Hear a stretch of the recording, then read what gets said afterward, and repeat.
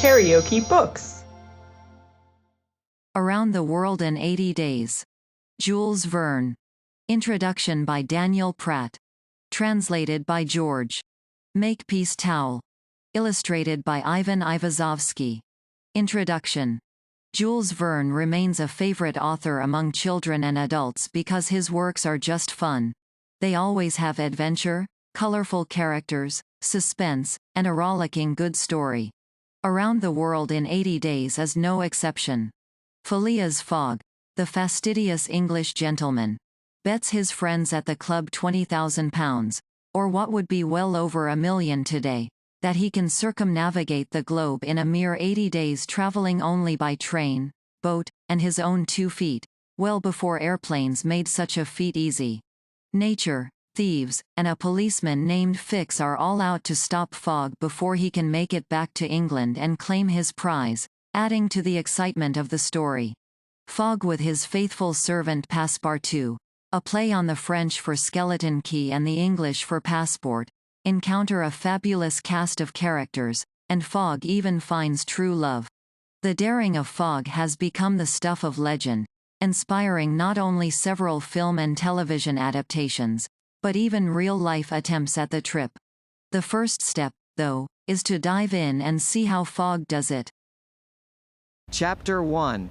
In which Phileas Fogg and Passepartout accept each other, the one as master, the other as man.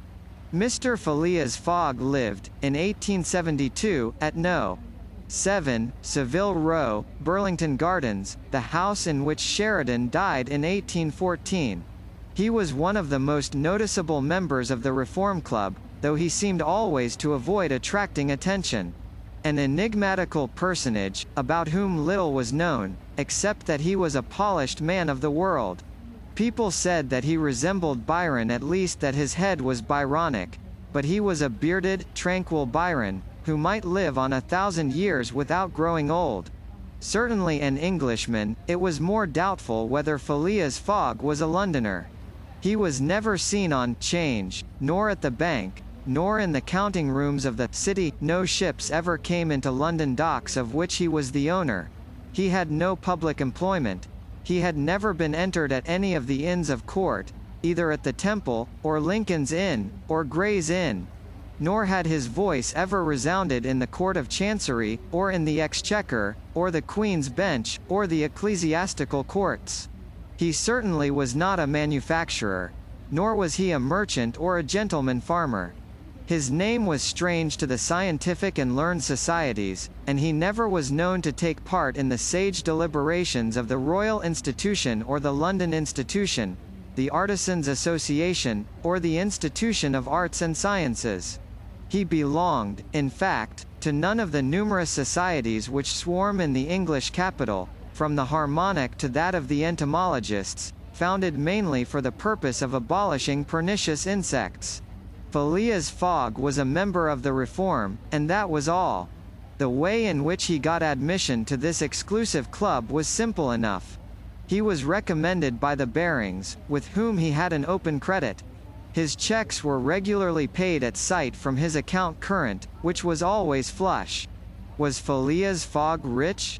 Undoubtedly. But those who knew him best could not imagine how he had made his fortune, and Mr. Fogg was the last person to whom to apply for the information. He was not lavish, nor, on the contrary, avaricious. For, whenever he knew that money was needed for a noble, useful, or benevolent purpose, he supplied it quietly and sometimes anonymously. He was, in short, the least communicative of men. He talked very little, and seemed all the more mysterious for his taciturn manner. His daily habits were quite open to observation, but whatever he did was so exactly the same thing that he had always done before, that the wits of the curious were fairly puzzled. Had he traveled? It was likely, for no one seemed to know the world more familiarly. There was no spot so secluded that he did not appear to have an intimate acquaintance with it. He often corrected, with a few clear words, the 1,000 conjectures advanced by members of the club as to lost and unheard of travelers, pointing out the true probabilities, and seeming as if gifted with a sort of second sight, so often did events justify his predictions. He must have traveled everywhere, at least in the spirit. It was at least certain that Phileas Fogg had not absented himself from London for many years. Those who were honoured by a better acquaintance with him than the rest, declared that nobody could pretend to have ever seen him anywhere else.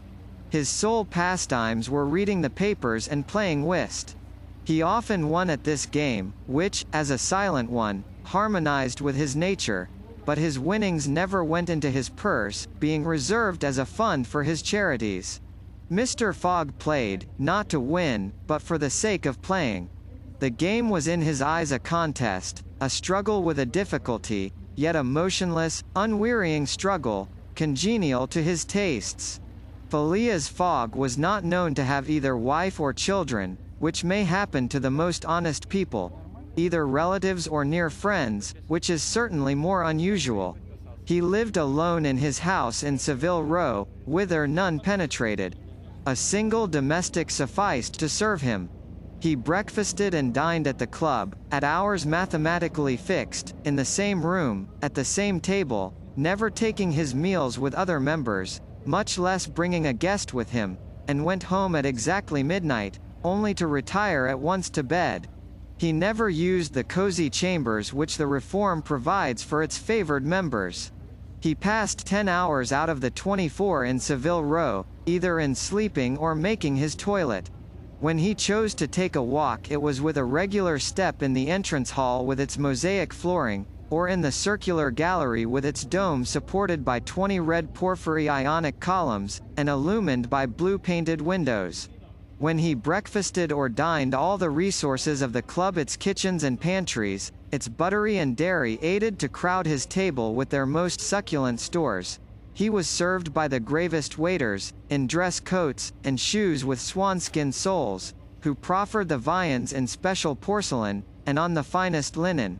Club decanters, of a lost mould, contained his sherry, his port, and his cinnamon-spiced claret, while his beverages were refreshingly cooled with ice, brought at great cost from the American lakes. If to live in this style is to be eccentric, it must be confessed that there is something good in eccentricity.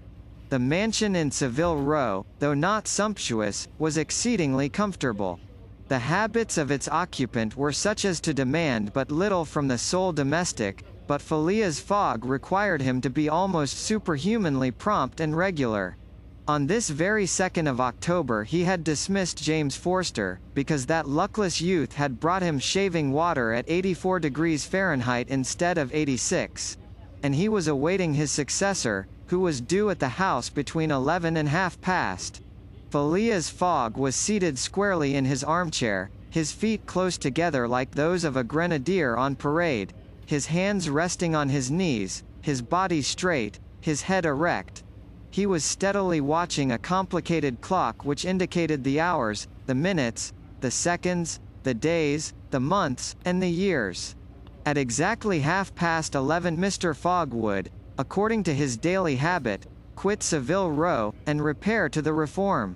A rap at this moment sounded on the door of the cosy apartment where Phileas Fogg was seated, and James Forster, the dismissed servant, appeared.